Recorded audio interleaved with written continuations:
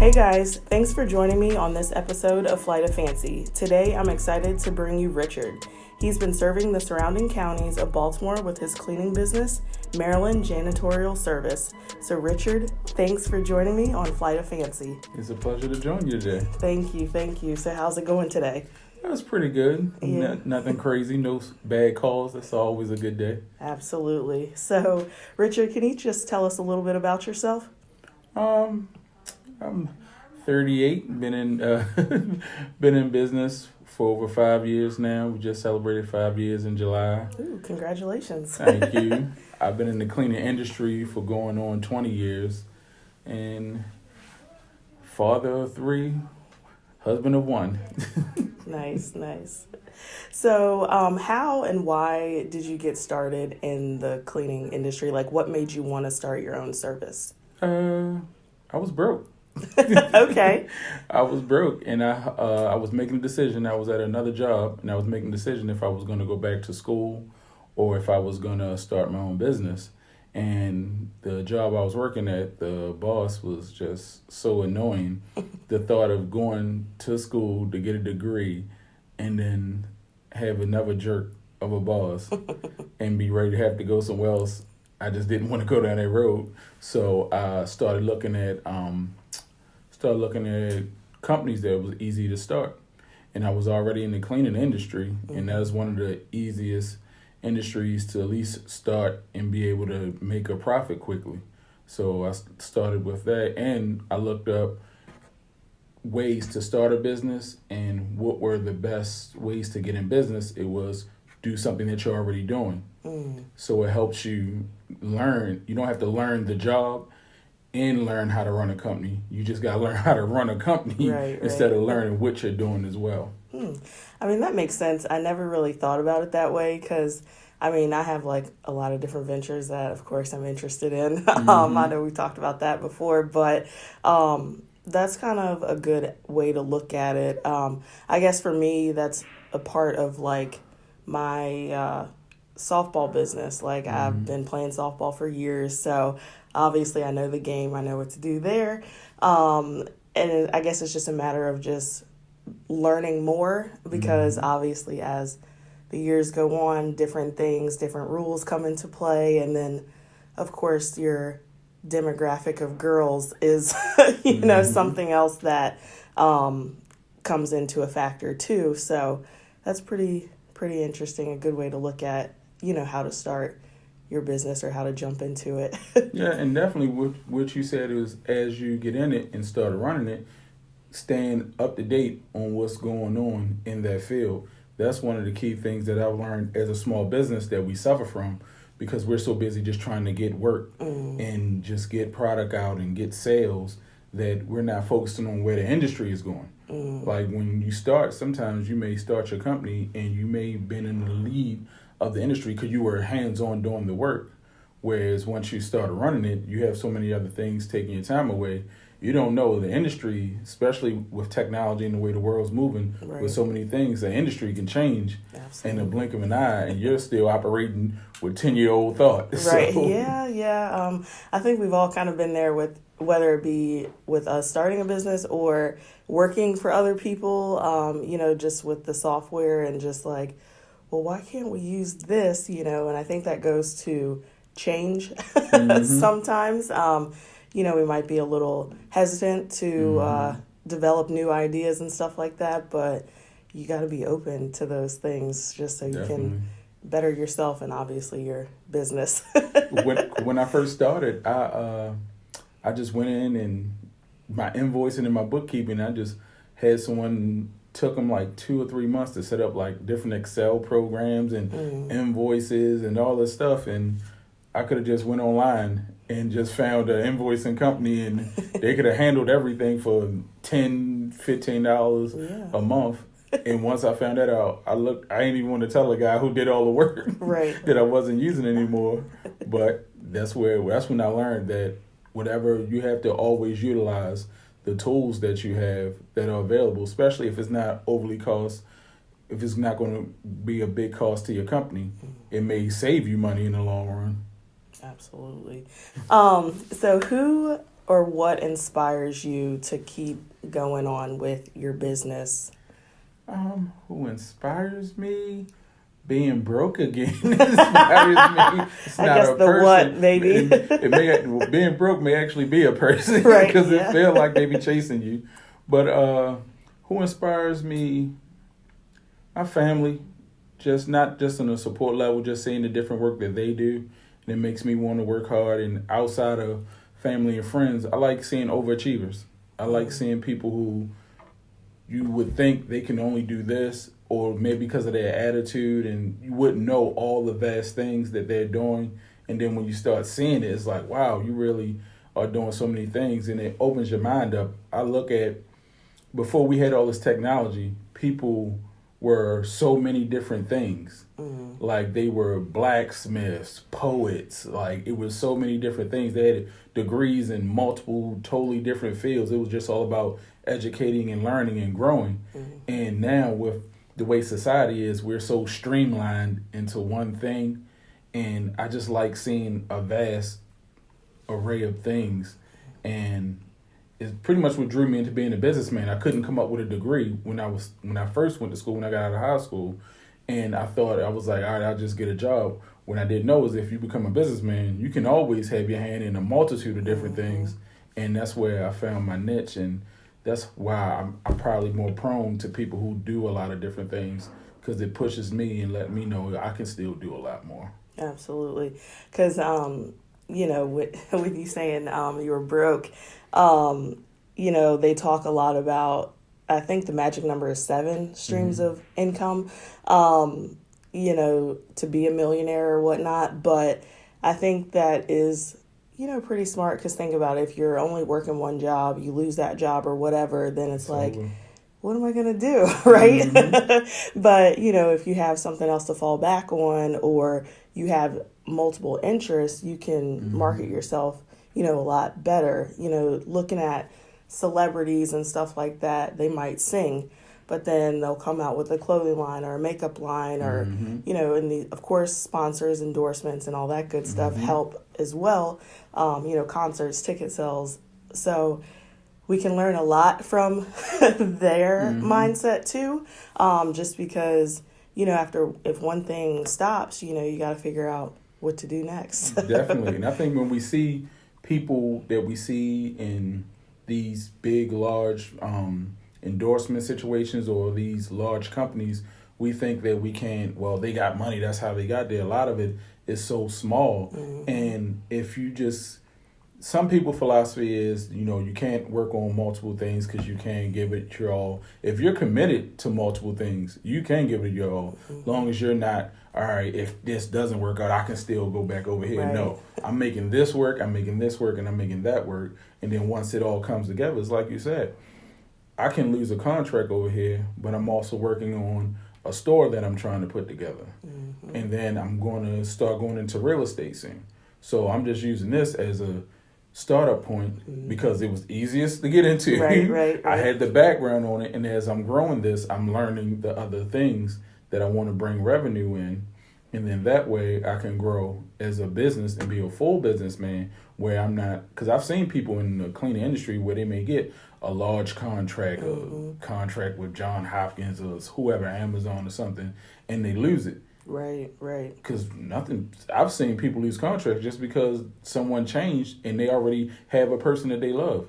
And when it's up, you did nothing wrong, right? But you're out. Like, I can't imagine. Luckily, that hasn't happened to me. Right. But that got to be a horrible feeling. Absolutely, yeah. Because you can't do anything when new management comes in. It's like nothing. All you can do is just, I guess promote yourself and then just hope that they'll keep you. But yeah, usually when they come in, it's a new mindset, new everything. So that's crazy. So I know you said you like to look at for go-getters and stuff like that. So how do you determine the best fit for, your employees? Like, how do you manage that aspect of bringing on new people and all of that? Before I answer that, I wanted to jump back too. Okay, yeah. With the 7 streams of income, to become a millionaire, I have 2 years. I'm gonna be a millionaire in 40. Hey, I got 2 years. That's what I've been. It's been in my spirit for the longest. I actually wanted to, when I started the company, I wanted in 5 years, I wanted my profit margin to be able to exceed the job that I was working in. And I did that in 3. Nice. And then so when turn around, it came in my mind one night, God gave it to me, said, you're going to be a millionaire at 40. And as I've gotten closer to it, I'm like, well, we don't look like we're getting to a million yet. But now as I changed my mindset, no, it's going to happen. Yep. Just like I said, it was going to happen in 5. I was going to be able to create a whole new income that I didn't need that place for me to survive. And now that's the same way I'm pushing forward with that. And that's where, like, that also inspires me. Nice. To re-answer that other question. Yeah. No, I like that though. That's good. That's good. But because I've seen my wife had a vision board one day, and she was going through some stuff, and she was trying to figure out, recalibrate what she was trying to do, and she wrote all the stuff down that she wanted, and stuff were coming in, and stuff that we didn't even plan. We would just happen to be at a lot and happen to look at a car. And didn't realize till like a month later after we bought the car, it was the car that she had on the vision board. Oh, wow. So like now I'm really focused on seeing things and getting more visual about where my attack is going and where I'm pushing to. Yeah, I mean, you definitely have to put it out there because, just with running a business or just anything that you want, if you're not kind of sharing your vision with other people, you're not going to... I mean, you'll still get there, but it may take a little longer. But just being able to know what you want and just having, like you said, that visual is really big because, A, it's in your face, so you can't hide from it. Right. So it's right there. And then secondly, the more you share, like open up to people, the more I feel like you connect with the right people who might be able to get you to where you want to be. So that's big. Yeah, and I think what I've learned, I've always had this thing in my brain that my parents always try to put in my head, you can do whatever you want to do. And I think coming from the community that I came from, people always would try to be the athlete and the this and that. It is a million times harder to be the next LeBron James than it is to be, I think Chris Rock said in the stand-up, to be a businessman dentist, where you could be living in a gated community just being a dentist. And I went online one day and I realized it was over 100 billionaires in the world. And when I realized that, I'm like, it's like, okay, I can do anything. Like, I already knew it, but to know it was 100 people, like if it was 4, 2. Yeah. It's not 100 people that are that much smarter, that much dedicated to me. They're just committed to what they're doing and they're going through their process. And once I realized that, I was like, all right, I know I can get $1 million if 100 people got $1 billion. Absolutely. So don't think I didn't forget. We got to go back to that question. We got to go. Yeah. So with your employees, like, because I know running a business and stuff like that, it's hard to maybe have that trust factor, but with the business that you're in, you have to have people. You would like burn out so quick just doing it all yourself. I tried that for a while. So what are like qualities or attributes that you look for people who could possibly be a good fit for your company? First off, always, and just in most industries, someone who already knows the job. Before I first started, I would say I would just look for people that's committed and for people that's going to work. You need those attributes for it to start, but in the way the world is, in our turnover rate and the time it takes to train, it's almost a killer to train. They can be committed, but if they're not training fast enough for you, it slows you down. Because there's a phrase in my business, if you're in the buildings, you're not growing the business. Because if I'm in here training and cleaning, I'm not on the phones, I'm not marketing, I'm not making sure my other buildings are okay. But if I have to stay and watch someone, that's a problem. So preferably is someone who's already in the field and at least have a general idea. Because a lot of people, when they think janitorial, they'll think, oh, I'll go around and I'll empty some trash cans and I'll wipe a table.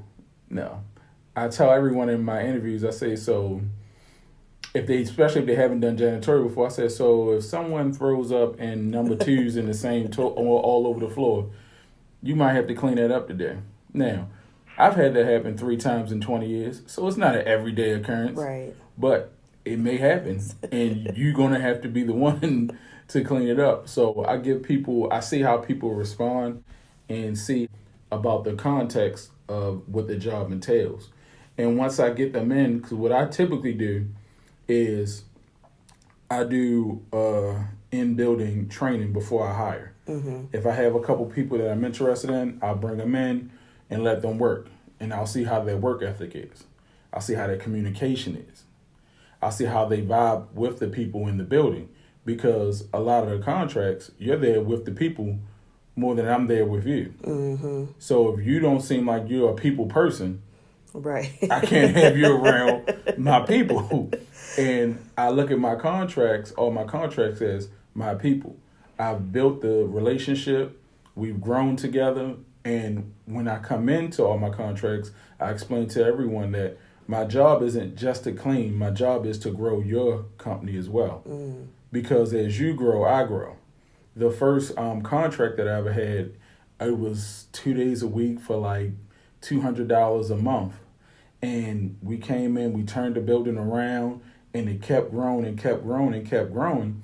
So it maybe 5 times, 6 times what the contract was. The buildings got bigger. Right. And I take pride in it. I took pride that when they came in, it's a scientific fact when someone comes in, if the building's smelling fresh, it helps alleviate some of the negative energy that can go on, the stresses of a situation. When something's clean, it just makes you feel better, so you can perform better. Mm. And that's how I process janitorial, and I explain to the staff when I'm looking at them, these are the things that I'm looking for. And if they just have this look, oh, all right, yeah, whatever, man, I'm just dumping some trash and pay me my money, then I can usually, I've gone through some people, but more times than not, I've hit a lot of home runs on first interviews and bringing people in. And I think it's because that I just really look for their willingness to clean. Because some people, just like I started a business, they just looking for something because they broke. Right. So I don't hold it against them, but I want them to understand what the responsibility is. The thing as a small business that you can only control to compete with the bigger businesses is quality. Mm. If my quality isn't as good as the bigger cleaning companies, I won't last. I won't grow. But as long as I can keep being, I can guarantee you that Maryland Janitorial Services is going to provide you the best quality around, provide quality service for affordable pricing. Right. You're going to keep coming back. And if you're not a part of that, then I'll see through it, even with any mistake or two. And that's what I've learned, too, to just let people go. Yeah. If you see it's not coming, even though as much as I don't like retraining and going through that process, I can't let you you will never damage the brand. Absolutely. It's been too much work in 5 years for you to, I've been up 3-4 o'clock in the morning sometimes cleaning buildings. Wow. For somebody to come in and mess a contract up. It will never happen. I hear you. Yeah, because, I mean, at the end of the day, it's your name on the line, and they're not going to worry about John, who was there cleaning it. They're going to be like, Richard, what's up? You know? So I totally get it. So along those lines, what advice do you have for anyone who's thinking about starting a business or someone who's already in business for themselves? Believe the unbelievable. Believe, once you've been in the business long enough, you have to trust yourself. You'll make mistakes. My father told me when I was younger, he used to work on the family cars and work on around the house. And he always told me, no matter what, don't worry about breaking something. It's yours. The company is yours. You want to do everything right. Right. But if you work in a corporate setting, you see how much they do things totally wrong. It doesn't make any sense the way they're doing things. They just have enough money to cycle through it. Yeah. So whatever you're doing, don't be fearful of doing it wrong. Gain as much knowledge as you can. Mm-hmm. And then once you gain as much knowledge as you can, make a decision and just live with your decision. And you're going to have bumps and bruises through it, But more times than not, if you're doing everything for the right reason, everything else is going to work itself out. Yeah, I definitely agree with you on that. Creating your business for the right reason is, paramount to your success. I know a lot of times we do create our business because of money or maybe seeing a gap in the market or something like that.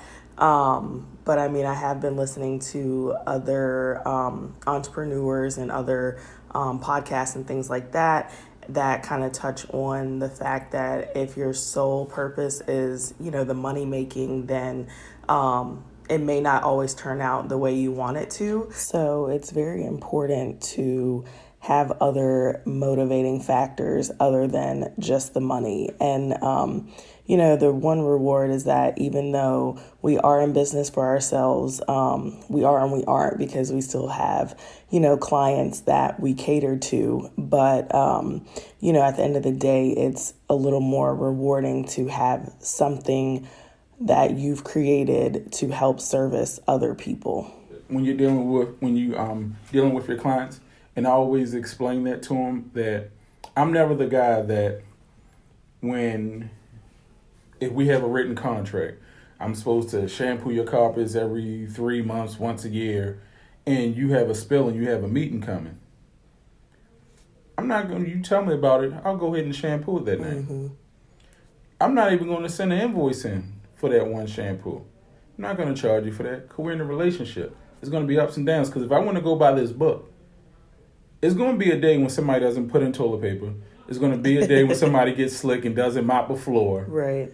And I don't want you, I prefer if you don't call me with a lot of attitude, even though you're right, because we're in contract. And they should do it. And I think that's one of the things that people should work on. Don't worry about trying to get every single dollar that's not nailed down, and worry about building a relationship. Because the relationship is going to take you a lot farther. Because you never know. I've had people who've gone to different buildings, different companies, and they brought me.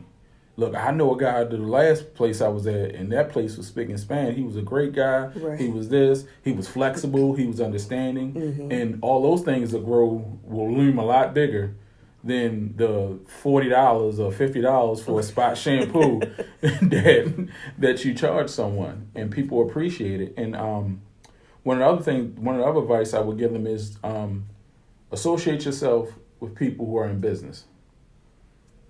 It's just like any other thing in this world, where if you're not going through it, you don't know exactly what it is to go through it. When you're in the business, you know how it's a picture I've seen on social media. It's hilarious. Like, life in business is just like a roller coaster. You're like, you start, you're feeling good, everything's going good, and then nothing's happening, man. This was stupid. Then you like, okay, I'm making some progress. Right. Then you lose 2 contracts. Like, oh my God, I'm going bankrupt. And then it start getting better. But when you talk to other business people, they understand it, and they know other loopholes. Especially if you're someone who didn't go to Harvard for MBA. Right. You're just touching down like, you know what, I just want to get started. You're going to have to do a lot of catch up. That those 4 to 6 years of schooling that you don't have, you're going to have to make it up. And you're going to have to make it up in a way that makes sense and still makes you profitable. So as you're learning, you have to mingle with other people. That's one of my issues, that I don't really like mingling with a certain type of people. I hear you. But it's a part of the business. And it's this knowledge. Everybody, more times than not, more people really want to help you than don't. We have this concept in mind, I'm out here on my own, I gotta do it. It's really not that. If you just ask somebody, hey, how'd you get started in cleaning? Or hey, how did you open this store? How did you start this podcast? More times than not, people are like, oh yeah, look, we're not in competition. It's more than enough money out here. Absolutely. For everybody to be okay. And if you look at Sean Combs, he was an intern at the company at Uptown, and then he started Bad Boy, and then the owner ended up started being his president and was working for him. Right. We never know where life may take us. Exactly. Because somebody, you can be able just being a good friend and being a good business partner, where you're just conversating and working with someone, you may be able to grab one of the coattails and go way higher than you were ever going to go. Right. But because you've worked with them and y'all are communicating and you understand the business and their concepts, that people can take you places. Yeah. I know. I feel like that's been kind of the theme this week. Just with me talking to other people, you never know. And like you said, a lot of people are willing to help you out. You just got to be able to accept the help or want the help, more or less. I think that's a better way to put it. Because, like a lot of times starting the business, you have your vision of what you want it to be. And then it's just finding those people too that kind of understand, to your point, the business side of things, but more or less what you're trying to accomplish. Because I know for my event that I'm working on, I was just like, man, I need some people, didn't kind of know where to go. So, of course, the random Google search, people, motivational speakers, stuff like that. And I came across this one website, and I had a bunch of people, hit me back. And, through that, I got the one woman that I wanted to come speak. So that's awesome. And then through that, there's been other people who are interested, like the one guy. I'd probably use him for my sporting events, so he was pretty cool. Love his energy. So he would be better suited for that arena, for that business. And then another woman hit me up. She was unavailable, but I said, hey, let's keep a relationship going, so those are two people that I didn't even know about 2 weeks ago, because if I just wanted to be stubborn, I would never have these two people in my corner. So that's so true. That's my wife. She's a makeup artist, and she ended up working with maybe 2 or 3 of the biggest DJs in Baltimore City. Cool. Just saying, I like what you're doing, and I would love for me to be able to do your makeup, and just so I could do a headshot of it. And she ended up doing makeup for him for like a year. Awesome. For 2 different people, just from a random conversation and just asking. Yeah. And the DJ was shocked. They were like, well, what do you want? What are you trying to get out of this? Yeah. And when she explained, look, this first one isn't about money. It's just, I'm building my portfolio. And if you wouldn't mind, I would do your makeup for an event. And then she was working with people down the convention center, and just doing a lot of different things throughout the city, just from asking. And just once you communicate, like you said, more times than not, people are willing to help. For sure. And the people who aren't, it's not for you. Yeah. And that's what I learned too. Family and friends are not going to build your company. Yeah. You are going to build your company. They may help with babysitting. They may help if you need to borrow some money. But your vision is your vision. And you can't get frustrated about people who not reposting. I used to get upset people not reposting my pictures, my before and afters and stuff like that. That's not their job. It's my job. Right. So once I put it out there, and if I build my circle wide enough, I'll get enough people to post. Definitely. And that's some of the things. Don't get frustrated by family and friends. That's one of the advice I would definitely tell people. Yeah, I feel like that's so true because,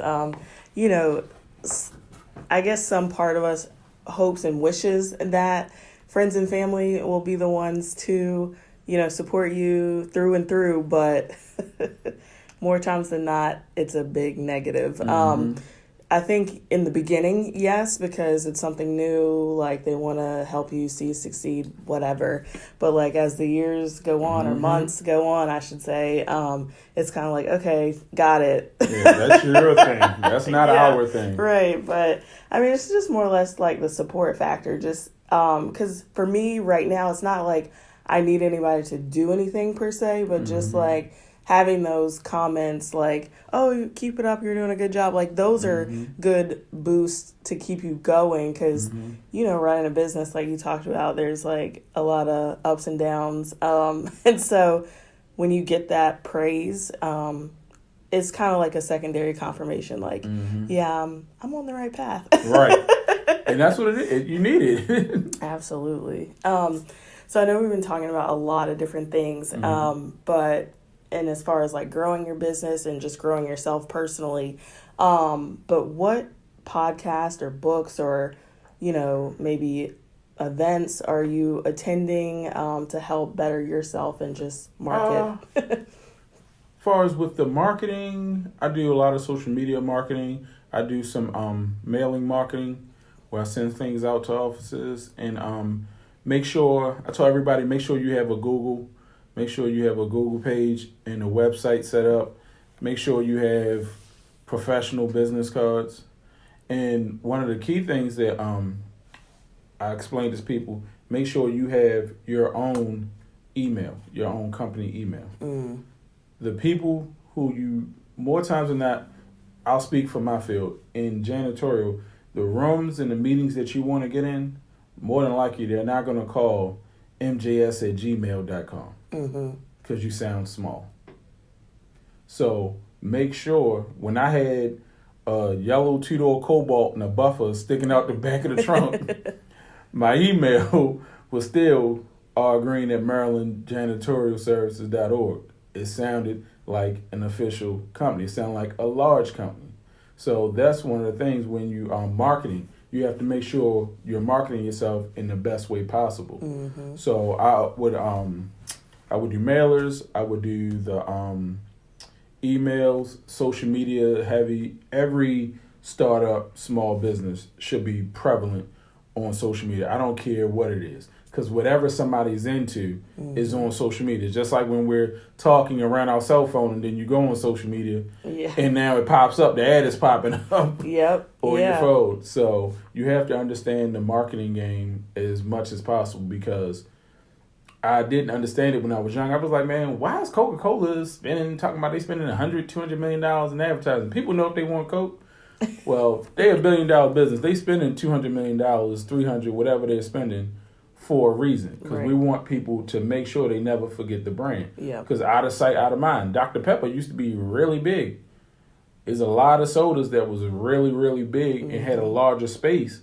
And as time dissipated, they went lower, because you just started seeing them. People taste change, and people just weren't seeing them. I'll say, and that's funny when you're just talking about the sodas, because I went to Burger King the other day and I got that Surge. Now that was like legit, like the crack of soda when I was younger, and I was like, so I saw it, I was like, I'm gonna get that today, and I was like, oh my gosh, what was I thinking? But it was so good though.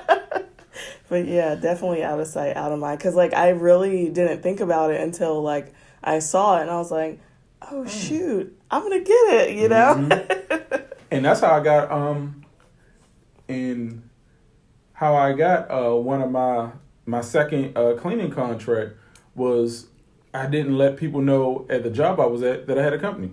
I was like, I ain't trying to have people in my business. I'm not doing it. And one of the keys that if you search anything about how to start your business and find people is to let everybody know. Absolutely. Let everybody know. And once I let her know, it was a house clean. And I ended up cleaning her house every 2 weeks for like 2 years. And she had a nice size house, did her carpets pretty much, that paid for Christmas. A couple years. Her carpet cleaning paid for Christmas a couple years. And that's the thing, letting people know that you're out there. One of the other things you said, motivational in books that I do, I try to watch just any motivational video that I can. Any day, every day. I'm starting to input it back, and that's what I need to start my morning with. Like, on my way to my first site, I need to be some motivational, some stuff that can keep my mind pushing, opening it up. And a lot of times we don't have time to write everything down. So stuff that we may hear that we like, you know what, I supposed to be inputting that. It can come back up. When you listen to other motivated people, or listening to, I listen to motivational speakers, and I also listen to business owners. Yeah. So they're talking about stuff that maybe I can latch on to and utilize it. So I do that. And I'm trying to start finding more time to read books. I was getting into the 48 Laws of Power, and I was going back to read The Secret. I wanted to read that again. Yeah. I haven't read it, but I don't know. For some reason, I feel like over the last few months or so, it has been like, or either it's just based off of my searches, probably that, but I just feel like it was kind of everywhere. So, of course, it drew me to wanting to learn more about it. And, of course, me and my cousin, we bounce ideas off of one another, too, because we're both, like, the entrepreneurs, you know? So we just kind of, like, go for those type of things, and we just kind of talk about certain things. But yeah, the whole motivation, I do that too in the morning. Like I've been listening to other podcasts and stuff, just like more focused on business and stuff like that, just trying to get other tips and tricks from like other people, because it does help you and just, I don't know, just boost what you could do for your business. So that's always good to listen to other people. Definitely. One of the best things to do in business as you find out and once you become a parent is trying to teach somebody not to make the same mistakes. So if you can hear someone talk about their past mistakes, you need to stop and listen so you don't go down that road. Yes, absolutely. And that kind of brings me to my next question, to what successes and struggles have you had since creating your business? Successes and struggles. I'll start with struggles. Yeah, we'll end on a good one. Keep it always positive at the end. Right. Struggles, personnel. Okay. It's always personnel. I had a gentleman that's a mentor of mine, and when I started, he said, I know all you worrying about is contracts. Let me get the contracts. He said, once you get people out there and they know your name, the least of your worries is going to be work. It's going to be people. Yeah. Because I slowed up even marketing for contracts towards the end of this year because I had to start cleaning out some people. And it's always prevalent. People are, if you're in a business where you have to rely on other people, it's always going to be prevalent that you stay finding motivated people, trying to show the people that you do have also that you appreciate them. That's one of the biggest things, especially in janitorial. Because I can't pay somebody $75,000 from dental and health doing janitorial. There's very few contracts that are going to pay me that much, so I can pay you that much. So the people that I do have, I have to make sure that they're getting paid the right price, if not more, and more importantly, they're treated right. If you can't pay somebody as much as they're worth, at least if you're treating them there, they'll last a little longer. Right. They'll stay with you. They'll understand, look, this is not what I can't do just for me to get this contract. I had to go in at this price, and I just can't afford to pay you more. But if you show them that you appreciate them, they have days off, that you're there for them, that builds the relationship. And in business, you have to build a relationship with the client, and you definitely have to build a relationship with the staff. Yeah. And that's what I'll say what the struggle is, to make sure that I get the right people and keep them motivated. The success is to constantly still be working. Yes, amen. That is the success. It's all the little things. Like I said, I started with a buffer. I got a buffer given to me by my uncle-in-law and a couple of buckets. And I was in a 2-door yellow Cobalt for pretty much a couple months. Then we bought a gray 4-door Kia. And then I was in that. And let me tell you, from that 2-door to that 4-door, I was real happy. And then I went from that to, I went back to a 2-door Ford Explorer that somebody gave me, but at least I was in a truck now. Yeah. And it's like those little moments, they matter the most. It's like you'll be frustrated and you'll be tired. And like I tell people now that I take every little moment and still be happy about it, because I remember trying to get a contract in the beginning, and maybe somebody in an apartment on the 3rd floor and they want their living room done. Well, that's only like $35, $40 probably, maybe $50 depending on how dirty and the size is. Right. So now I got to carry up all this equipment, up some steps, buckets, chemicals, stuff falling all off to go up to the 3rd floor for $35, $40. To now, 5 years later, that I still will carry that machine up for that $35, $40, but it's not as pressing as that. I needed that $35, $40. And I still try to keep that hunger in my mind, because we can get comfortable as a people. They're like, all right, man, I'm not carrying all this equipment. I got about 10, 12 contracts, man. I'm not doing that. Let me see if I can send somebody. Oh, I still like to be hands-on, boots in the ground every now and then just to make sure quality control stays the same. And the successes of it is those little moments, the not being in a yellow cobalt, to get in the truck, to get my own office. When I have all those things, that's what makes it great. It's just like I like building on those moments that when I have the office, when I've grown from the car and kept building up brick by brick by brick. Those are the good moments, and I've learned that when you just enjoy those moments, it's easier to keep pushing. Because a lot of times we're so busy focused on the next project, the next big gain. I got to get this next contract. I got to get this money turned over. I need the IRS to leave me alone. We just trying to get so much stuff done instead of focusing on the wins. The wins, especially in janitorial, because it's an unappreciated job. More times than not, the most stressful day of my life is Mondays. More times than not, it may be something that's going on, and when it's going on, they may say, all right, I'll give it another day. Then Friday, nobody calls and complains on Friday because nobody cares. Yep. Everybody's trying to get home. But Monday, if it's not done, they're complaining. So I've learned to just accept the wins in this business, because the wins is when the check hits the mailbox, and the losses is when I have to deal with staff and I have to deal with complaints. So those are the things I learn to stay focused on. Focus on the small wins. It'll keep you better, keep you grounded. Yes, absolutely. So we know running a business can have its ups and downs, and definitely has its successes. But how do you refocus or reset your mind? I know you just said Mondays are kind of a crazy time for you, but like, what are some things, or like, what are your go-to things that you do to get you back on track? Pretty much two things. Church, stay in church, and sometimes I just sit in my office or sit in my basement. There's no lights, no TV on, just sit there and just let my brain just clear out and just try to keep work out of it and just sit there. I don't know if that's a sign of depression, but that's what works for me. But it helps. It helps me just alleviate all the other things that I have. And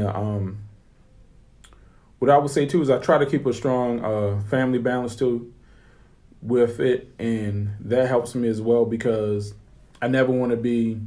I look at it as I'm building this company up so I can provide, so we can get the nice house, have the nice cars, but I still like the fact that when I'm home or when I come home before my kids sleep on those few days out the week, they're happy to see me. And I make sure a priority on the weekends that at least 3 weekends out the month I try to do whatever they want to do. And in turn, it balances out the stress, and it also doesn't have them despising me, because who wants to come home and nobody happy that you're there? I hear you. Yeah. You were talking about coming home and just like turning your brain off. I think, again, that's kind of one of my struggles a little bit, because, you know, for me, still working that 9-to-5 life and then trying to put in the work for, you know, my side businesses and stuff like that. So I just feel like I'm kind of on go mode like all the time. Don't use that phrase. Your businesses. Okay. It's not your side businesses. It's your businesses, because essentially what you're saying is the 9-to-5 is more important than your businesses. Gotcha. They on equal level. Yeah, because I definitely want my businesses that I'm working on now, like, to be it, like, you know, so I like that. I appreciate that. We don't do that. We don't speak like that. Yeah, see, that's why I gotta have you around, you know what I mean? You gotta have those like-minded people. Definitely. Because you get in that box, you'll minimize some stuff. And the 9-to-5 is important because I got to pay my bills. For sure. But what I'm building over here is going to pay my bills a lot longer. Yeah. And it's going to be a lot more rewarding, because this is what I actually want to do. I'm doing this now. I may like it, but this is what I really want to do. If I could stop doing this, I would do that. Absolutely. Because I talk to people all the time, because I'm just like, you know, the current job I'm in now, I'm like, you know, at this point I don't have any kids, but like, say if I had a kid one day or whatever, I can't leave them my job that I'm at right now. Like, I'm trying to build a legacy and try to build something so they can have it. But not only that, maybe other people in my family, I got cousins, they got kids, aunts, uncles, whatever the case may be. So, it's not, I can't say, oh yeah, well you can, here's my 9 to 5 Right. here, so I'm definitely trying to build that legacy. So, well, I guess I shouldn't say try. I am building that right now. There See, look how easy that is. I'm See? a quick learner. There you go. We shake those words off, and we really get it done. Yeah. And because just think about this, what you started from conception to now, where you've just each little step. You what you wanted to do when you first started to where you are now is great growth. Right. But we so far ahead that we don't see the great growth. And what I did, and it was is I found it by mistake. I totally forgot about it. I was home-based office, and when I was moving stuff to my office that I'm in now, I found a list of stuff that I was trying to get done. Like, all right, I need to get this done, get that done. It was like 2 pages worth of stuff. Right. And I was checking stuff off as I was doing it, and then I forgot about going back checking it off. But I had got 2 pages worth of stuff done. Right. Wow. And didn't even really enough. When I looked at it, now in my mind, I gotta get some more going. I'm not doing enough. When I looked at the pages, like, hold up, man. It was a time when I sat down. I don't know how I'm gonna get all this done. Right. And then when I realized, man, I got all that done in like 3 months. Like, hold up, and that's why I say you gotta take the small wins. Yeah. Because it'll help you. It'll help you see what you're really doing. Yeah, I agree with that too, because just with everything that I'm trying to accomplish and all that, it's like you said, how am I going to get all this done to, wow, I already got it done. I have those small checks too, because like a lot of times I don't write everything down. I kind of just have it in my head, or either if I think about something really good, always got my phone. So I'll try to type it in my phone real quick and then, I'll just revisit it. Sometimes it'll be like weeks, maybe a month later. I'm like, oh shoot, that I gotta get on that. Yeah. You know what I'm saying? So yeah, you definitely gotta accept the small wins. So I am very proud of the accomplishments, because sometimes you get in that mindset of I feel like I could be doing more, or something like that. Because when you brought up that point about depression, I actually had a therapy session yesterday, and so her and I were talking, and that's where I was just saying I just feel like sometimes I can't turn my brain off, because after the 9 to 5, I'm kind of done with that, but then it's like, all right, here I am, I'm going to work on this. So it's constant, but I'd rather have that constant than some other. And that's good, because you do want it to turn off, but you also want to be able to get stuff done. So what I would suggest is just structure. You know what I mean? Yeah. 5, whatever. All right, this day I'm doing this. 5 days out the week I'm working 2 hours on this. 2 hours, hour. Because if we're doing something every day, more than likely it's going to be 2. But if you give yourself all right, from 7 to 8, before it get late and my brain just starts shutting down, yeah, let me do this. And as you're doing that each day, it'll keep being something else. It'll be small bricks. As long as the wall getting built, right, it doesn't matter. Absolutely. That's funny, because I don't know, when you just said that, it kind of took me back to when I was a kid. There was this guy, he was building this house, you know what I mean?